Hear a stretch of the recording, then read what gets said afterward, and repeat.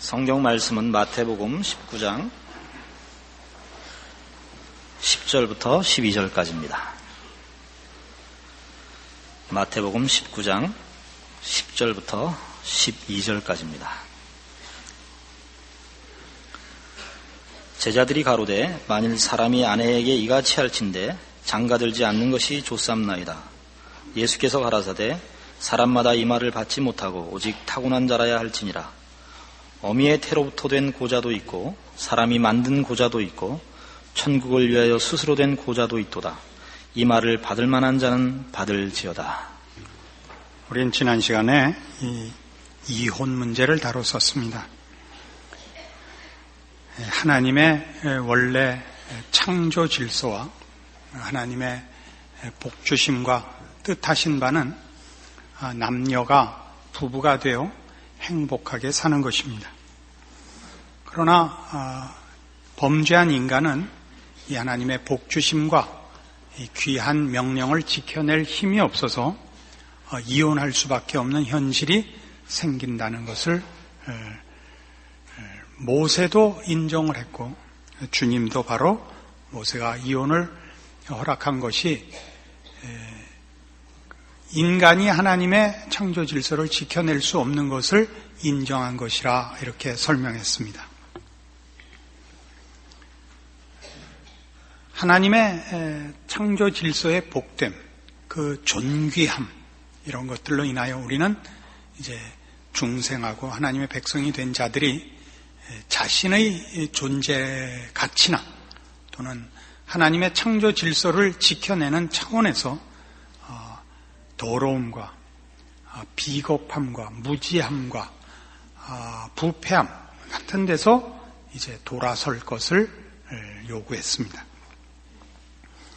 근데 이렇게 부부되는 것이 평등한 일이며 남편과 아내가 존귀한 자리며 평등한 그 신분인 것을 주님께서 가르치자 오늘 나온 본문같이 제자들이 가로되 만일 사람이 아내에게 이같이 할진대 장가들지 않는 것이 좋습니다 라는 반론을 자아내게 됐습니다. 당시 고대 사회는 현대까지도 그렇습니다만 남존여비 사상이 참으로 뿌리 깊이 인류에게 습관되어 왔었습니다. 이 당시에는 더더욱 아내는 무슨 남편의 소유물 취급을 받고 무슨 하인 취급을 받는 아주 불평등한 사회였고 현대도 꼭 대등하지는 않습니다. 이 시대는 더 했단 말이죠. 그러자 예수님의 답변이 오늘 나오는 바와 같이 그건 너희가 결정하는 문제가 아니다 이겁니다. 혼자 사느냐 결혼하느냐 하는 것은 1차적으로 결혼하는 것이 하나님의 창조 질서다 이겁니다. 여러분이 혹 혼자 살고 싶다라는 마음이 드는 것은 매우 패역한 생각입니다. 그러니까 자신의 편리함을 위해서 자신만을 생각하는 차원에서 혼자 살겠다 그러지 무슨 인류와 진리를 위해서 그러는 건 아니지 않습니까? 맞죠? 오늘날 특별히 여성들이 혼자 살겠다고 생각하는 건 아주 나쁜 죄의 결과입니다. 결혼을 하는 것이 고달프다는 것은 지금 살고 있는 여러 당사자들이나 지켜보는 자식들에게나 자명한 일입니다. 행복한 날보다 불행했던 날들이 더 많고 따뜻했던 날보다 우당탕 퉁탕한 날이 더 많다는 것은 우리 현실이 증언하고 있습니다. 그럼에도 불구하고 이것은 여기 있는 바와 같이 사람마다 이 말을 받지 못하고 오직 타고난 자라야 한다 이겁니다. 하나님이 혼자 살게 그렇게 명하시고 그렇게 준비한 자 외에는 결혼은 해야 된다 이겁니다. 물론 고린도전서에 사도 바울이 혼자 사는 것이 더 좋다라는 발언을 했습니다. 그러나 거기서 말하는 것은 가정일까지도 외면하고 오직 주의 나라와 복음을 위하여 살고 싶다라는 복음의 일꾼된 자의 열심을 표현한 것이지 그것이 더 고급하거나 정당한 하나님의 의도하시는 삶의 방법이라는 것은 아닙니다. 우리는 이 부부됨에 대하여 많은 그 회의와 고민이 있습니다. 이렇게 살면서도 계속 살아야 되는가? 아니면 여기에 우리의 무슨 잘못이 있는 것이 아닌가? 이런 생각이 사실 믿는 사람들에게 많이 있습니다. 부부라는 것, 가정이라는 것은 이것보다 더 좋아야 된다. 이런 생각들이 어느 가정에나 있으실 것이고, 그렇게 되지 못한 이유가 무엇일까 하는 고민들도 했을 줄 압니다. 우리의 가정이 우리가 생각하는 것만큼 이렇게 행복하고 만족스럽지 못한 것은 부부된 당사자의 책임이 아닙니다. 그래서 죄로 인한 그 부작용입니다. 우리는 우선 그 가장 중요한 당사자인 사람, 이 남편과 아내가 다 죄에 아주 깊이 영향을 받고 있는 사람이라는 것을 서로 인정해야 됩니다. 여기 방금 제자들이 주님 앞에 반론을 제기한 것 같이 그렇게 아내를 떠받치고 살 바엔 뭐 때문에 결혼합니까? 라고 반문한 것 같이 우리는 모두 결혼하는 문제에서, 가정을 꾸미는 문제에서 상대방에게 짐을 떠넘기려고 하지, 그 일로 인하여 어느 만큼 내가 짐을 져야 하는지에 대해서는 각오들을 하고 있지 않습니다. 그리고 그렇게 생각하지 않고 생각을 하더라도 짐을 질 만한 실력이 없는 것이 우리의 현실인 것을 서로 인정해야 됩니다. 남자들이 저지르는 실수는 다 뭘까요? 이런 겁니다. 남녀가 불문하고 다 이기심에 가득 찬 요구를 하는 거죠. 어느 환갑된 부부가 동갑나기 부부였습니다. 남편과 아내가 다 60이 됐는데 결혼한 지 35주년이 되었습니다. 하나님 앞에 감사의 예배를 드리고 큰 탈 없이 이 시간까지 인생을 지켜주시고 결혼 생활을 축복해 주신 것을 감사했습니다. 그래서 하늘로부터 천사가 왔어요. 너희가 이제까지 이렇게 성실하게 산 것을 하나님께서 기뻐해서 상을 주기로 했다. 한 가지 소원을 들어줄 테니까 말해라. 그러자 남편이 그럼 저보다 30살 적은 아내를 주십시오. 라고 소원을 말했습니다. 그래서 천사가 잠깐 하나님과 전화를 했더니 들어주겠다 하신다. 언제요? 지금. 그러고 그럼 내가 떠나는 즉시 그 결과를 보리라. 짠 하고 떠났습니다. 그래서 봤더니 남편이 90살이 된 겁니다.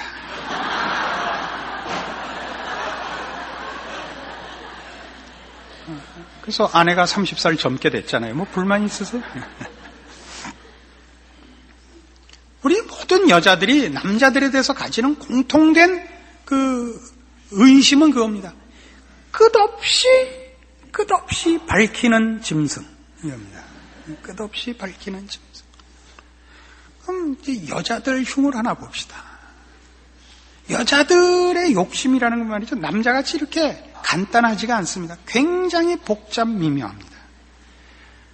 어느 집에서나 듣는 또 요구받는 내용이 이걸로 제가 알고 있습니다.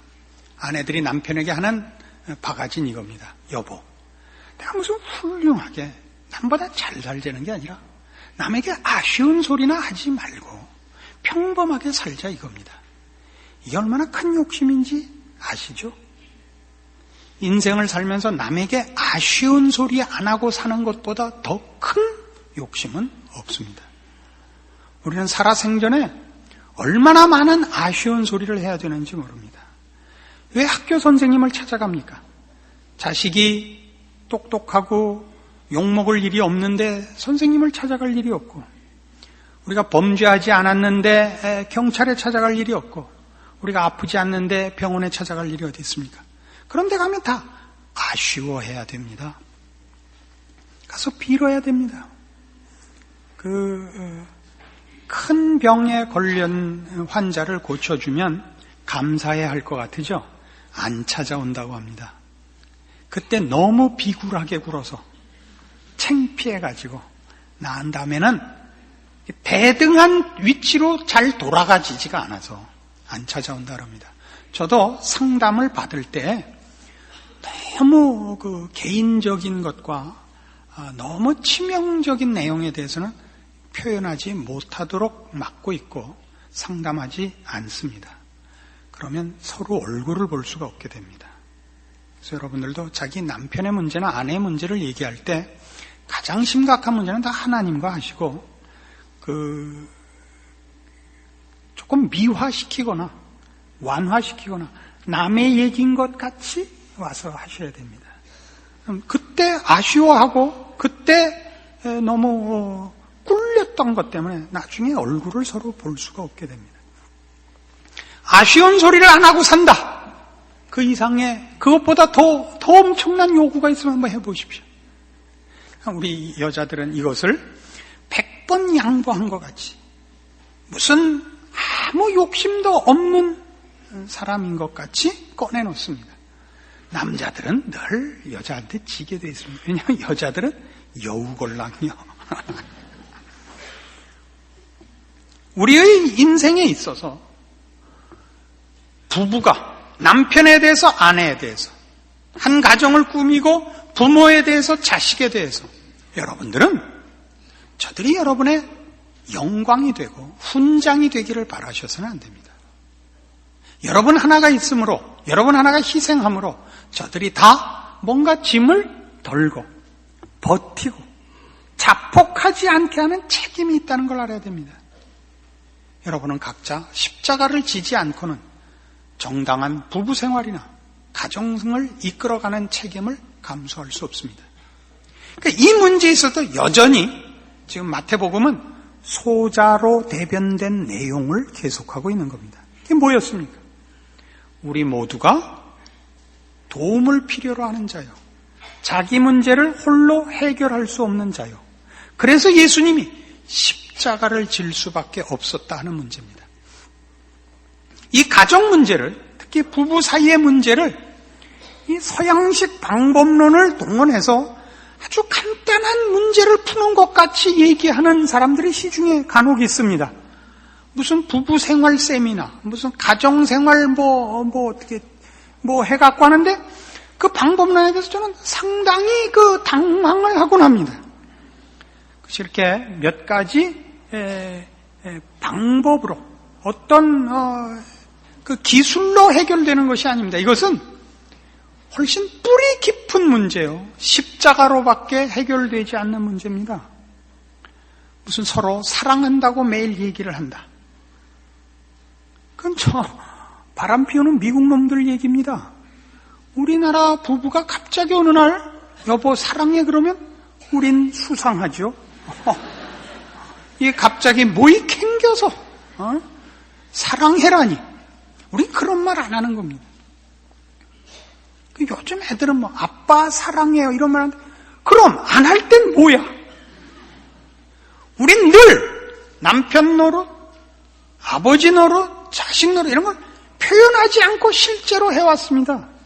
그리고 그 일이 얼마나 힘든지를 우리는 알고 있습니다. 그 표현해서 해결되는 문제라면 그건 문제도 아니죠. 그렇게 간단하지 않습니다. 서로 자기의 생각을 편지로 써라.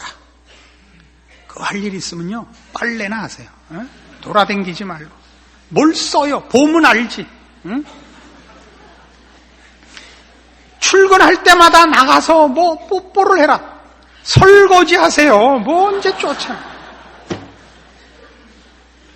어련히 잘 갔다 안 올까봐. 뭘 걱정을 해. 딴 집으로 갈까봐 그러세요? 우린 이것이 하나의 짐이라는 걸 알고 있는 정서 속에서 컸습니다. 그것이 내 행복을 만족시켜 주기 위하여 있는 것이 아니라 훨씬 많은 희생을 요구받는다는 걸 우리가 알고 있습니다. 그런 면에서 우리나라의 이런 정서는 훨씬 성경적이죠. 물론 개념과 올바른 내용을 이해해서 그런 것은 아닙니다만. 그러나 이 정서는 사실 성경의 내용과 굉장히 비슷합니다. 우리는 부부 사이에서나 가정에서나 아니 한 나라에 대한 요구에서나 모두가 나를 위하여 있기를 요구합니다. 정치가들에게 화를 내는 가장 큰 이유가 뭐예요? 너희들 때문에 우리가 고생한다 이거 아니에요? 그러나 생각해 보세요. 이 정치를 잘하기는 참 어렵습니다. 인류 역사상 정치를 잘한 사람은 몇 없습니다. 못한 사람은 너무나 많습니다. 그러니까 못하는 게 그저 평균입니다. 감수하고 살아야 됩니다. 그래서 지금 이 한국 정치나 경제 문제 때문에 이민 가는 것을 저는 탐탁하게 여기지 않는 사람입니다. 그건 도망가는 겁니다. 이 나라에서 같이 고민하시고 같이 짐을 지시고 최악의 경우 같이 망하셔야 됩니다. 이 나라의 국민으로 태어난 책임입니다. 욕을 하시고 여기서 사십시오. 좋은 나라로 이민 가고 여긴 좋아. 그러지 마시고. 그 나라에 태어나는 것이 그 나라에서 사는 책임이고 이 나라에 태어나면 여기서 사는 것이 책임입니다.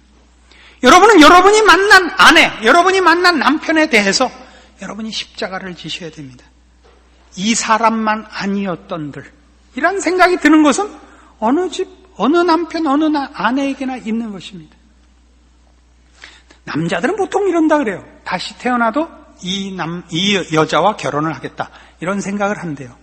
여자들에게 물어보면 그렇지 않대요. 여러분 쉽게 이런 답이 아닙니다. 다시 태어나면 이 남자랑 다시 결혼할 건가가 아니라 다시 태어나면 난 결혼 안 한다예요. 결혼 안 한다.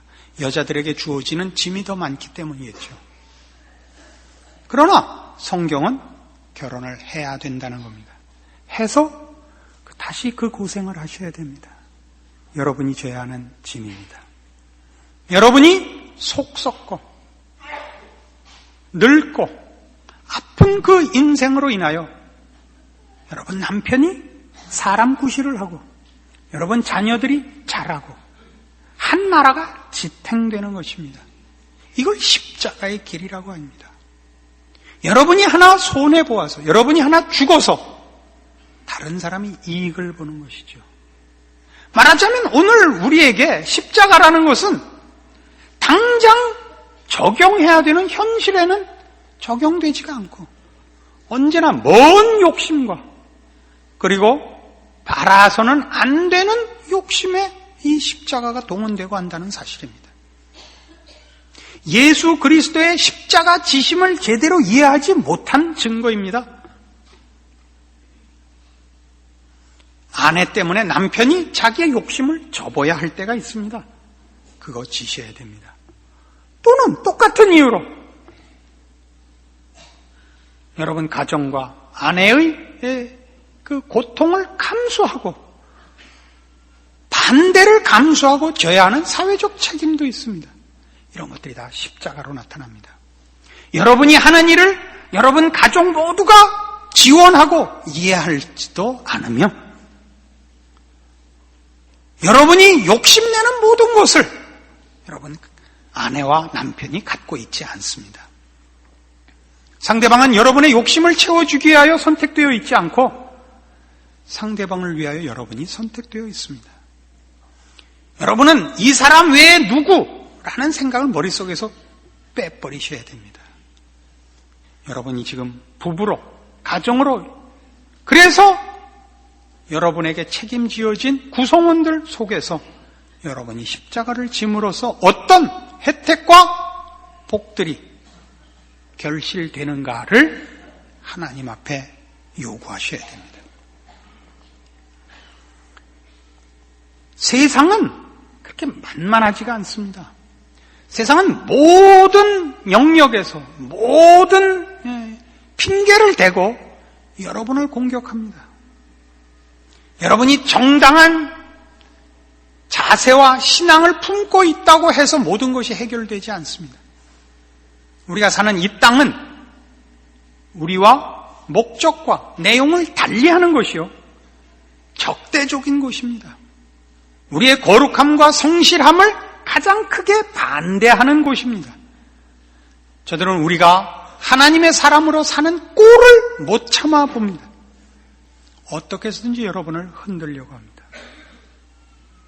그 시험과 그 유혹과 그 공격이 정당한 신앙과 실력을 갖춘 부부라 할지라도 견디기 어려울 만큼 여러분에게 닥쳐올 것입니다. 하물며 우리가 가진 실력이 보잘것없는 현실에 있어서야 오죽하겠습니까? 우린 끊임없이 편안함만을 찾고 이기심을 찾고 고통을 면하려고만 합니다. 거기에는 십자가의 가치와 목적이 설 이유가 없어집니다.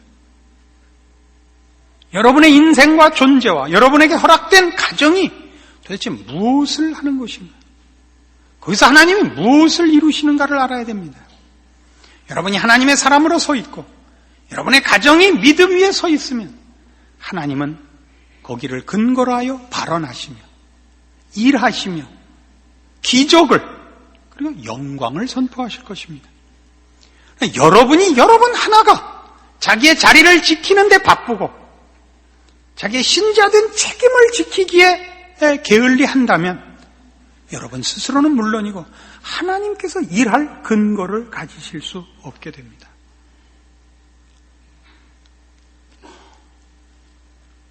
우리에게 있어서 신앙생활이라는 것은 하나님의 창조 질서를 따라 사는 것은 우리에게 있어서는 큰 권리입니다마는 후천적인 것입니다.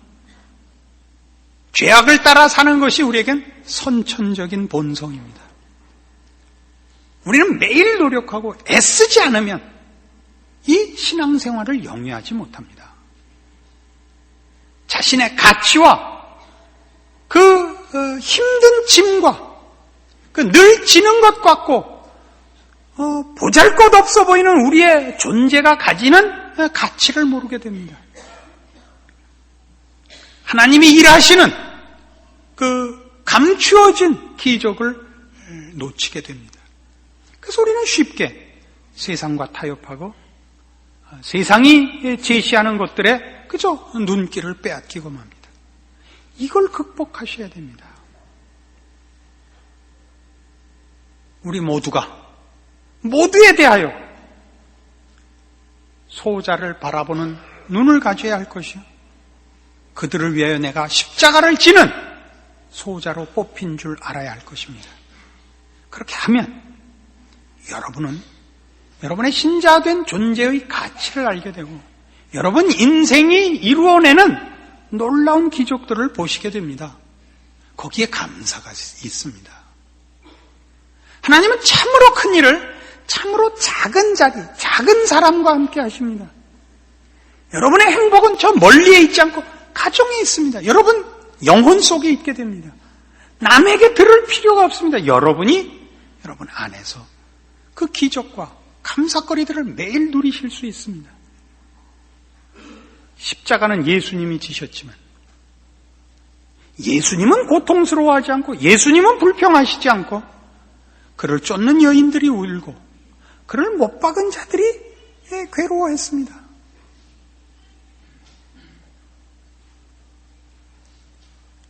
여러분의 신자된 욕심이 무엇인가 한번 정리해 보시기 바랍니다. 여러분이 신자된 기대가 무엇인가 한번 정리해 보시기 바랍니다. 마땅히 져야 할 신앙의 책임이 무엇인가 확인하셔서 호황된 것이거나 세상이 얘기하는 것들로 여러분의 신자된 특권들을 놓치지 말기를 바랍니다.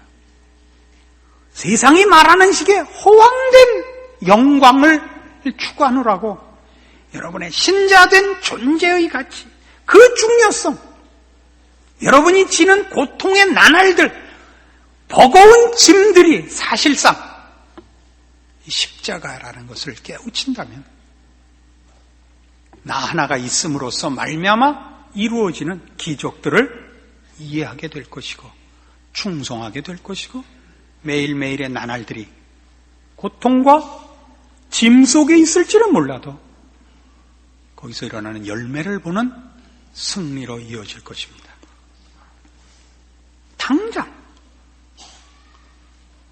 여러분이 가정에서 아내 노릇과 남편 노릇을 이 십자가를 지는 신자로서 서 있기를 바랍니다. 부부와 가정과 여러분 이웃 앞에서 여러분이 소속된 모든 공동체 앞에서 여러분의 가치는 참으로 놀라운 것이 될 것임을 약속드립니다. 기도하십시다. 하나님 아버지 은혜를 감사합니다. 우리를 위하여 살지 않게 하시며 하나님을 위하여 살고 이웃을 위하여 사는 새로운 사람으로 구원하심을 감사드립니다. 우리가 지는 짐과 우리가 당하는 모든 고통들은 우리가 십자가를 져야 하기 때문에 생긴 것임을 인정합니다. 우리가 지는 십자가는 기적의 십자가요, 축복의 십자가요, 하나님이 원하시는 길임을 인정합니다. 바로 이 일에 승리하는 우리들 되게 하심으로 세상의 눈으로 볼 때는 고통과 많은 짐과 많은 갈등 속에 있는 것 같으나 사실상 그것이 새로운 생명을 낳고 기르고 하나님이 베푸시는 은혜의 손길을 이 땅에 있게 하는 복된 책임인 것을 인식해 하심으로 우리가 쉬는 한숨과 우리가 흘리는 눈물들이 값진 것임을 알게 하시며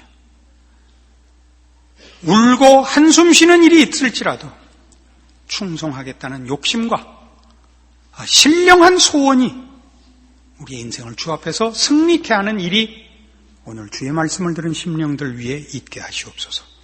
예수님 이름으로 기도합니다. 아멘.